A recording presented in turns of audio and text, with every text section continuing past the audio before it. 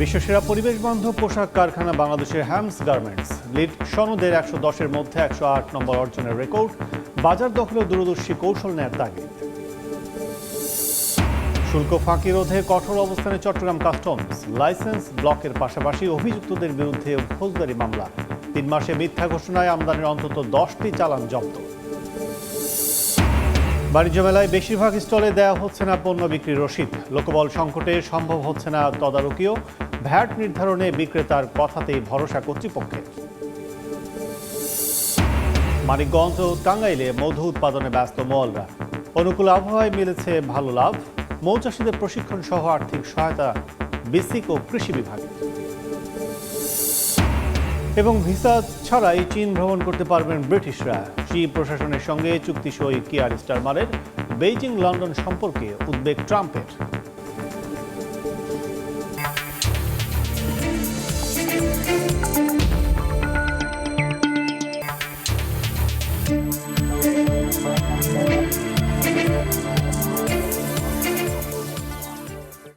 দেখছিলেন শিরোনাম।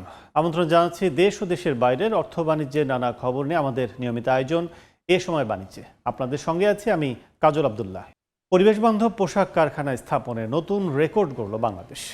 যুক্তরাষ্ট্রের দেয়া লিড সনদের সর্বোচ্চ নম্বর পেয়ে বিশ্বের সবচেয়ে ভালো মানের কারখানার স্বীকৃতি অর্জন করেছে গাজীপুরের হ্যামস গার্মেন্টস লিমিটেড।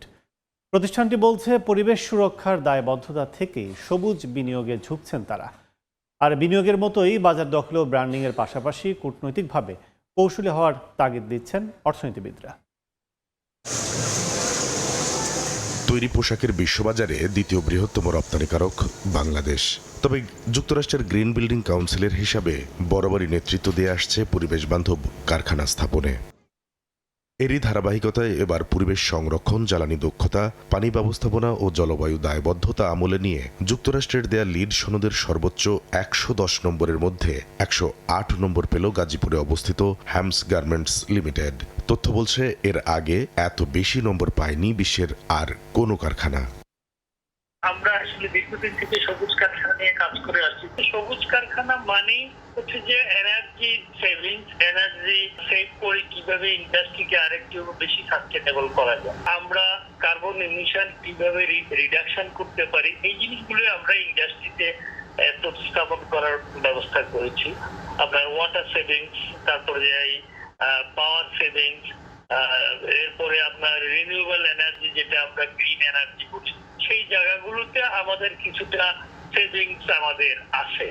দেশে বর্তমানে 115টি প্লাটিনাম ও 139টি গোল্ড সহ মোট 273টি লিড সার্টিফাইড কারখানা রয়েছে। শুধু তাই নয়, বিশ্বের শীর্ষ 100টি পরিবেশ বান্ধব তৈরি পোশাক কারখানার মধ্যে 69টি বাংলাদেশের। দ্বিতীয় অবস্থানে থাকা পাকিস্তানে রয়েছে মাত্র 7টি, ভারতে 6টি আর চীন ভিয়েতনামে রয়েছে 2টি করে।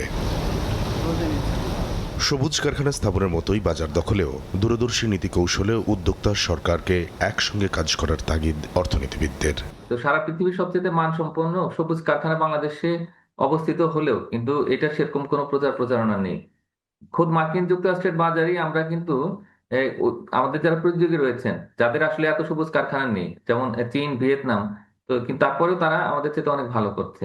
আমাদের প্রতিযোগীরা পণ্যে বৈচিত্র্য নিয়ে আসছে, উচ্চ মূল্যের পোশাক তৈরি করছে, তারা বাণিজ্য চুক্তি করছে। আমরা কিন্তু এই 3টি জায়গাতেই তাদের চাইতে পিছিয়ে আছি। আমাদের সামগ্রিক পরিকল্পনা কি বিশ্ববাজার নিয়ে, তো সেই বিষয়গুলো আমাদের দেখতে হবে। আমাদের এখন মূল যে দিকে তাকাতে হবে সেটি হলো যে মুক্ত বাণিজ্য চুক্তি। ইউএস গ্রিন বিল্ডিং কাউন্সিলের তথ্য, বিশ্বসেরা 32টি পরিবেশ বান্ধব কারখানার 30টি রয়েছে বাংলাদেশে। কামরুল হাসান সবুজ, সময় সংবাদ, ঢাকা। ঢাকা আন্তর্জাতিক বাণিজ্য মেলায় বেশিরভাগ স্টলে দেয়া হচ্ছে না পণ্য বিক্রির রসিদ। লোকবল সংকটের কারণে তদারকিও সম্ভব হচ্ছে না বলে জানান কাস্টমস কর্মকর্তারা। এতে ক্রেতার কাছ থেকে রাখা ভ্যাট সরকারের কোষাগারে সঠিক হিসাবে জমা পড়া নিয়ে তৈরি হয়েছে অনিশ্চয়তা। কারণ ভ্যাটের পরিমাণ নির্ধারণে বিক্রেতার মুখের কথাতেই ভরসা রাখতে বাধ্য হচ্ছেন নিরুপায় কর্তৃপক্ষ। তোফাজ্জল হোসেনের রিপোর্ট।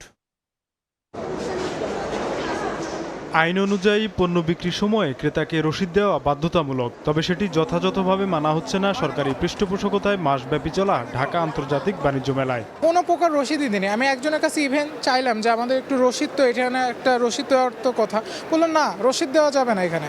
সরেজমিনে দেখা যায় মেলায় কেনাকাটা করতে আসা মানুষ পণ্য কিনে শুধু দাম পরিশোধ করছেন, কিন্তু রসিদের প্রশ্ন তুললে দোকানিরা নানা অজুহাতে এড়িয়ে যান। ফলে ভ্যাট দেওয়া হলেও তার থাকছে না লিখিত কোনো প্রমাণ। 2টা শাল কিনলাম, তরকারি কিছু কিনবো না, ক্রয় রসিদ দেয় নাই। না না না, কোনো রসিদ বা স্লিপ আমি নেই নাই, চাই নাই, বাট চাইলে হয়তো বা দিত।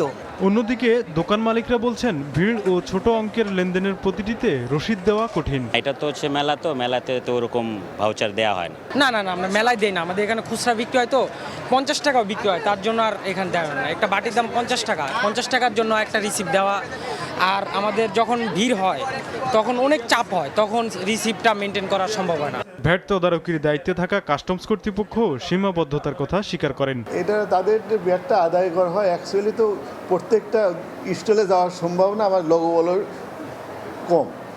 তারপরেও ওরা দিন শেষে একটা হিসাব রাখে, ওই হিসাব অনুযায়ী কত টাকা বিক্রি করলো ওই অনুযায়ী তার পরের দিন ট্রেজারি করে।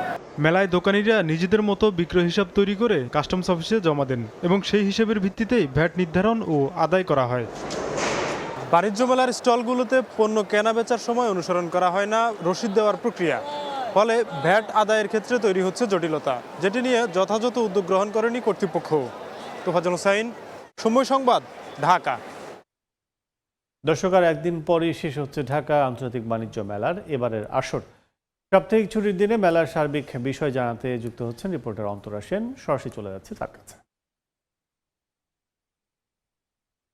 ২৩তম ঢাকা আন্তর্জাতিক বাণিজ্য মেলার আজ ২৮তম দিন, সেই সঙ্গে কিন্তু মেলার শেষ শুক্রবারও আজ। আর তাই সকাল থেকেই কিন্তু মেলায় আসতে শুরু করেছে মানুষ। সকাল 10টা থেকে মেলার গেট খুলে দেওয়া হয়েছে, আর সেই সঙ্গে কিন্তু দর্শনার্থীদের ঢলও কিন্তু নেমেছে মেলা প্রাঙ্গণে। যেহেতু সাপ্তাহিক ছুটির দিন, তাই অনেকেই কিন্তু পরিবার পরিজন নিয়ে কিন্তু দূর দূরান্ত থেকে মেলায় আসছেন। মেলা পরিবার পরিজন নিয়ে আসছেন, বন্ধু বান্ধব নিয়ে আসছেন। যেহেতু মেলার একেবারে শেষ দিকে, তাই কিন্তু তারা যেহেতু মেলার শেষ দিকে, তাই তারা মেলায় আসছেন ঘুরতে, এবং বিভিন্ন অফার কিন্তু এখন আরো স্টলগুলো বাড়িয়ে দিয়েছে। তাই কিন্তু তাদের আশা, এই সময় আসলে তারা আরো বেশি অফারে আরো ভালো জিনিস, আরো বেশি করে জিনিস কিনতে পারবেন, এই প্রত্যাশায় কিন্তু তারা আসছেন। আমরা সকাল থেকে বিভিন্ন স্টল ঘুরে দেখেছি, বিক্রেতাদের সঙ্গেও কথা বলেছি। তারা কিন্তু আমাদের জানিয়েছেন যেহেতু আজ শেষ শুক্রবার, তাই তাদের আশা মেলায় আজ বেচা কেনা আরো বেশি হবে। আর মেলার প্রথম দিকে শীতের কারণে যেহেতু দর্শনার্থীরা আসতে পারেনি, সেহেতু তাদের বেচা কেনা কিন্তু তেমন আশানুরূপ হয়নি। আর এই কারণে শেষ দিকে এসে কিন্তু বেশ দর্শনার্থীরা কিন্তু বেশ ভালো আসছেন, তাদের বেচা কেনা আশানুরূপ হচ্ছে। তাই তারা কিন্তু আশা করছেন যে শেষ শুক্র শনিবার কিন্তু মেলা হবে। আর জানিয়ে রাখতে চাই দর্শকদের, মেলার সময় কিন্তু বাড়ানো হয়নি। আগামীকাল অর্থাৎ 31শে জানুয়ারি কিন্তু আন্তর্জাতিক বাণিজ্য মেলার শেষ দিন। এই কারণেও কিন্তু মেলায় কিন্তু মানুষের ঢল আরো বেশি। মেলা প্রাঙ্গণে মানুষ আসছেন, তাদের পরিবার পরিজন নিয়ে আসছেন আনন্দমুখর সময় কাটানোর জন্য। এই ছিল আমার কাছে মেলার সর্বশেষ খবরাখবর। এখন সরাসরি ছিলাম ঢাকা আন্তর্জাতিক বাণিজ্য মেলা প্রাঙ্গণে। ফেনীতে 11 দলীয় ঐক্যের নির্বাচনী জনসভায় বক্তব্য রাখছেন জামাত আমির ডাক্তার শফিকুর রহমান। সরাসরি যাচ্ছে সেখানে। রক্ত আর খাড়ি খাড়ি রাশে ভরে দিয়েছিল। সেই যে 2006 সালের 28 অক্টোবর এরা তাদের খুনের তাণ্ডব শুরু করেছিল। ক্ষমতা এসে পিলখানার হত্যাকাণ্ড, বাংলাদেশ জামাতে ইসলামী নেতৃবৃন্দকে হত্যা, বিএনপির নেতৃবৃন্দকে হত্যা, আলেম উলামাকে হত্যা, সাংবাদিকদেরকে হত্যা, সিভিল সোসাইটির সদস্যদেরকে হত্যা, যারে ইচ্ছা হয়েছে তাকেই খুন করার মাধ্যমে খুনের রাজত্ব তারা শুরু করে। ফেনীবাসী, আপনারা ছিলেন আরো বেশি সন্ত্রাসের রাজ্যে এবং বংশানুক্রমিক সন্ত্রাস। এটি অন্য কোনো জেলায় খুঁজে পাওয়া যায় না। বাট তারপরেও আপনারা প্রতিবাদ অব্যাহত রেখেছিলেন। সন্ত্রাসীদের লাল চক্ষুকে পরোয়া করেন নাই। আপনারা এবং আপনাদের বুকের সন্তানের রাস্তায় নেমে এসেছিল। পুরা জুলাই জুড়ে আন্দোলন করেছেন। আগস্টের 5 তারিখ ফলাফল নিয়ে ঘরে ফিরেছেন। এখানে মহিপালে 12 জন আমাদের সহযোদ্ধা শাহাদত বরণ করেছে। আমি তাদের প্রতি গভীর শ্রদ্ধা নিবেদন করছি। মহান রবের দরবারে দোয়া করছি আল্লাহ তাআলা তাদেরকে মর্যাদাবান শহীদ হিসাবে কবুল করুন। আমি আরো শ্রদ্ধার সাথে স্মরণ করছি পিতৃভূমি ফেনীর মানুষ, সাবেক প্রধানমন্ত্রী, বিএনপি সাবেক চেয়ারপারসন বেগম খালেদা জিয়াকে। তিনি দেশের স্বাধীনতার সার্বভৌমত্বের ব্যাপারে অঙ্গীকারবদ্ধ ছিলেন। আধিপত্যবাদকে তিনি প্রশ্রয় দেয় নাই। এই জায়গায় তাকে আমরা অন্তরের অন্তঃস্থল থেকে শুকরিয়া জানাই, অভিনন্দন জানাই। আমি গভীর শ্রদ্ধার সাথে স্মরণ করছি বাংলাদেশ জামাতে ইসলামীর সবচেয়ে দুর্যোগকালীন কঠিন সময়ে যিনি কেন্দ্রীয় আমিরের দায়িত্ব পালন করেছেন, আমাদের সকলের শ্রদ্ধেয়, আপনাদের অনেকের শিক্ষক জনাব মকবুল আহমদ সাহেব। আল্লাহ তাআলা তার রূহের প্রতি সীমাহীন রাহমা এবং শান্তি বর্ষণ করুন। সম্মানিত ফেনীবাসী, আপনাদের অনেকগুলা সমস্যা আছে। 2-1টা সমস্যা স্বচক্ষে সাক্ষী হওয়ার সুযোগ আমার হয়েছিল। 34 জুলাই বিপ্লবের পরপরই সম্ভবত 12 আগস্ট সীমান্তের ওপার থেকে তেড়ে আসা পানির তুড়ে বাঁধ ভেঙে গোটা ফেনী জেলা সমুদ্রে পরিণত হয়েছিল। পার্শ্ববর্তী নোয়াখালী, লক্ষ্মীপুর এবং কুমিল্লার একটা অংশ এর দ্বারা ক্ষতিগ্রস্ত হয়েছিল। সেই সময়টা প্রথম দিনেই ঝুঁকি নিয়ে আমরা এসেছিলাম। গাড়ি চলে না, আমরা হেলিকপ্টার দিয়ে তাড়াতাড়ি আসতে চাইলাম। আবহাওয়ার কারণে হেলিকপ্টার বললো আমরা এই আবহাওয়ায় উড়ান দিতে পারবো না। এখান থেকে বলা হলো আপনি আসবেন না, কারণ ফেনী পর্যন্ত পৌঁছার কোনো ব্যবস্থা নাই। জায়গায় জায়গায় হাঁটু পানি, কোমর পানি। আমি বললাম মানুষ কি কিছু চলাচল করে? কয় হ্যাঁ করে। কিভাবে করে? কয় যে কোমর পানি ভাঙ্গে করে। আমি বললাম যে আমিও কোমর পানি ভাঙবো, এবং চেষ্টা করলাম আপনাদের পাশে এসে দাঁড়ানোর। সেদিন আপনাদের দুঃখ দুর্দশা শুধু দেখেছি, আর এই কষ্ট দেখে একটুখানি চোখের পানি ফেলেছি। ওই কয়েক ফুটা পানি বন্যার পানির সাথে মিলাই গেছে। আমি আসি নাই আপনাদের সকল দুঃখ দুর্দশা শেষ করতে, এসেছিলাম আপনাদের দুঃখের সঙ্গী এবং সাক্ষী হতে। ওই সময়টা ভাঙা বাঁধের জায়গায় যেতে পারিনি। এরপরেই আবার যখন অনুকূল সামান্য পরিবেশ এসেছিলাম সেই জায়গাটা দেখার জন্য। ছোট্ট একটি জায়গা, এটি মর্যাদার প্রশ্ন, এটি আমাদের নিরাপত্তার প্রশ্ন। আজকে আমার বড়ই মনে পড়ে বাংলাদেশ প্রকৌশল বিশ্ববিদ্যালয়ের কৃতি ছাত্র আবরার ফাহাদকে। এই ফেনী নদী নিয়ে দুটি কথা বলেছিল, এই জন্য তাকে জীবন দিতে হয়েছে। ফেনীবাসী, আবরার ফাহাদের রূহকে আপনাদের কাছে রেখে গেলাম। যতদিন ফেনী দুনিয়ায় বেঁচে থাকবে, আমার অনুরোধ থাকবে আপনারা আবরার ফাহিদকে আপনাদের কলিজায়, আপনাদের হৃদয়ে একটু জায়গা দিয়ে রাখবেন। সে আপনাদের কথা বলেছিল, সে দেশের ন্যায্য প্রাপ্যতার কথা বলেছিল। এই জন্য যারা আধিপত্যবাদের দূষর এবং যারা আধিপত্যবাদের দালাল, তারা তাকে সহ্য করতে পারে না। মহান রবের দরবারে দোয়া করে আল্লাহ তুমি আবরার ফাহিদকে মুহাক্কিক শহীদ হিসাবে কবুল করো, এবং তার কবরের সাথে তোমার প্রিয় জান্নাতের একটি জানালা করে দাও। আরো 12 জন যারা শহীদ হয়েছে তাদের কবরগুলাকে তোমার জান্নাতি নূরে তুমি প্লাবিত করে দাও। তাদের কবরগুলোর সাথেও জান্নাতের দরজা জানালা খুলে দাও। তাদের সকলের আপনজনের অন্তরে তুমি প্রশান্তি নাজিল করো। আমরা যেন আজীবন তাদের প্রতি কৃতজ্ঞ থাকি, শ্রদ্ধার সাথে তাদেরকে অন্তরে ধারণ করতে পারি, আমাদেরকে শক্তি দাও। সম্মানিত ভাইরা, এখানে লালপুলে ওভারপাস হওয়া দরকার, এটা বড় কোনো দাবি না। ফেনীতে একসময় একটা বেসরকারি মেডিকেল কলেজ ছিল, সম্ভবত পরে এটা বন্ধ হয়ে গিয়েছে, আবার চালু হয়েছে কিনা আমি জানি না, হয় না। আমরা ঘোষণা দিয়েছি 18 কোটি মানুষের দেশে 64টি জেলার কোনো জেলা মেডিকেল কলেজ থেকে বঞ্চিত হবে না ইনশাআল্লাহ, এবং এটি হবে সরকারি মেডিকেল কলেজ। অলরেডি 33টা জেলায় আছে, বাকি 31টা জেলা বাকি আছে। আল্লাহ তাআলা এই দেশবাসীর যদি সেবা করার সুযোগ আমাদেরকে দেন, ফেনী ইনশাল্লাহ তার পাওনা পেয়ে গর্বিত হবে, ফেনী বঞ্চিত হবে না। এর পাশাপাশি এও আমরা ঘোষণা করেছি প্রত্যেকটি জেলা হেডকোয়ার্টারে বিশেষায়িত হাসপাতাল ক্রমান্বয়ে চালু করা হবে ইনশাআল্লাহ। সেই হাসপাতালের উপাদান তৈরি করার জন্যই মেডিকেল কলেজ প্রয়োজন। এখানে যে বাঁধটির কারণে আপনাদের দুঃখ, সেই বাঁধ এখনো নির্মাণ হয়নি।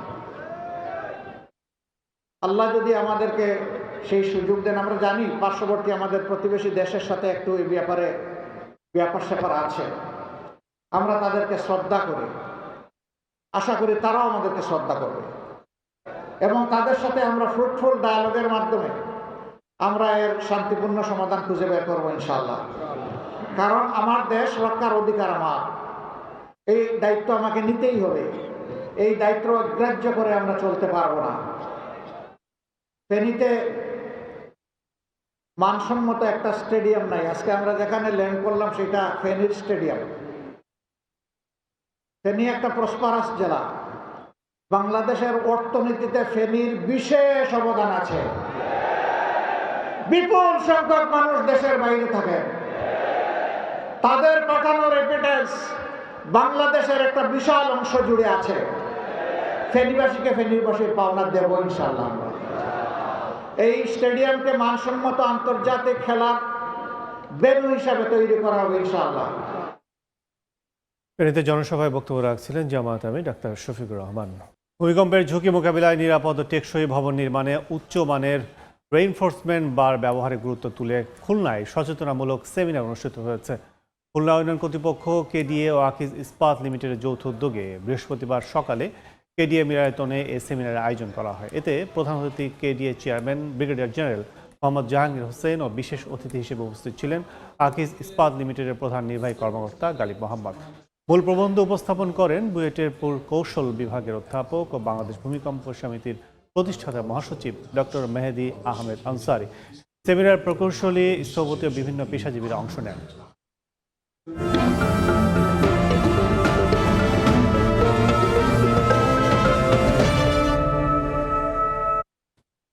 মানিকগঞ্জ, টাঙ্গাইলে মাঠের পর মাঠ মধু উৎপাদনে ব্যস্ত মৌয়ালিরা। আবহাওয়া অনুকূলে থাকায় লাভ পাচ্ছেন ব্যবসায়ীরা। সরিষা ক্ষেতের পাশে সারিবদ্ধ মৌ বক্স, সেখানে প্রক্রিয়াজাত করা হচ্ছে মধু। মানিকগঞ্জ ও টাঙ্গাইলের মাঠের পর মাঠ হলুদ চাদরে ঘেরা। সরিষা ফুলের পাশে রাখা হয়েছে মৌ বক্স, আর সেখানে সকাল থেকে সন্ধ্যা পর্যন্ত মৌমাছির পরিচর্যা, মধু সংগ্রহ থেকে শুরু করে নানা কাজে ব্যস্ত মৌয়ালরা। এখন আল্লাহুল্লাহ আবহাওয়া খুব ভালো, আমরা মধু আলহামদুলিল্লাহ খুব ভালো পাচ্ছি। ভালো আসতেছে, মৌমাছিও আছে, মাঠটা অনেক বড়, লাভ ভালো হচ্ছে। খামারগুলোতে মধু কিনতে ভিড় করছেন বিভিন্ন কোম্পানি ও খুচরা ক্রেতারা। এইখানে খুব ভালো খাঁটি মধু পাওয়া যায়, অনেক দূর দূরান্ত থেকে মানুষ আসে, দামও মোটামুটি সাধ্যের মধ্যে। আর চাষিদের প্রশিক্ষণ সহ আর্থিক সহায়তা দেওয়ার কথা জানায় কৃষি বিভাগ ও বিসিক কর্তৃপক্ষ। 86 জনের চাষিদের মধ্যে আমাদের কর্মসংস্থানের সৃষ্টি হয়েছে। তো আমরা এবং ঋণ বিতরণ 15,75,000 টাকা পর্যন্ত ঋণ বিতরণ করেছি। ঘন কুয়াশা এবং তাপমাত্রা কমে না যায়, কোনো শৈত্য প্রবাহ না আসে, তাহলে গতবারের চেয়ে এবার আবার মধু উৎপাদন বাড়বে বলে আমি বিশ্বাস করি। কৃষি বিভাগের তথ্য মতে টাঙ্গাইলে এবছর মধু সংগ্রহের লক্ষ্যমাত্রা নির্ধারণ করা হয়েছে 60 মেট্রিক টন, আর মানিকগঞ্জে মধুর বাণিজ্য হবে 2.5 কোটি টাকা। ওমর ফারুক, সময় সংবাদ। বিশ্ববাজারে লাগাতার কমছে ক্রিপ্টোকারেন্সির দাম। মার্কিন ফেডের সুদ হার অপরিবর্তিত রাখাই এর বড় কারণ বলে জানিয়েছে আন্তর্জাতিক বাজার বিশ্লেষণকারী প্রতিষ্ঠানগুলো। বিশ্ববাজারে কমছে ক্রিপ্টোমুদ্রা বিটকয়েনের দাম। সপ্তাহ ব্যবধানে 7.43 আর এক মাসে 5.3% কমে প্রতিটি বিটকয়েন শুক্রবার সকালে বিক্রি হয়েছে $83,025। দাম কমছে বাইন্যান্সেরও। সপ্তাহ ব্যবধানে প্রায় 4% কমে $854.50 বিক্রি হয়েছে এক একটি এই মুদ্রা। ইথারের দাম সপ্তাহে 6.67 আর মাসে 7% বেশি কমে বিশ্ববাজারে শুক্রবার সকালে বিক্রি হয়েছে $2,761.42। বর্তমানে এক একটি সোলানার দাম পড়ছে $115.50। এক সপ্তাহে এই মুদ্রার দাম কমেছে প্রায় 9.5% আর এক মাসে কমেছে 7.31%। এ পর্যায়ে শীর্ষ সংবাদগুলো জানিয়ে দিচ্ছি আরেকবার। বিশ্বসেরা পরিবেশ বান্ধব পোশাক কারখানা বাংলাদেশের হ্যামস গার্মেন্টস লিড সনদের 110-এর মধ্যে 108 নম্বর অর্জনের রেকর্ড। বাজার দখলেও দূরদর্শী কৌশল নেয়ার তাগিদ। শুল্ক ফাঁকি রোধে কঠোর অবস্থানে চট্টগ্রাম কাস্টমস। লাইসেন্স ব্লকের পাশাপাশি অভিযুক্তদের বিরুদ্ধে ফৌজদারি মামলা। 3 মাসে মিথ্যা ঘোষণায় আমদানির অন্তত 10টি চালান জব্দ। এবং বাণিজ্য মেলায় বেশিরভাগ স্টলে দেওয়া হচ্ছে না পণ্য বিক্রির রসিদ। লোকবল সংকটে সম্ভব হচ্ছে না তদারকিও। ভ্যাট নির্ধারণে বিক্রেতার কথাতেই ভরসা কর্তৃপক্ষের।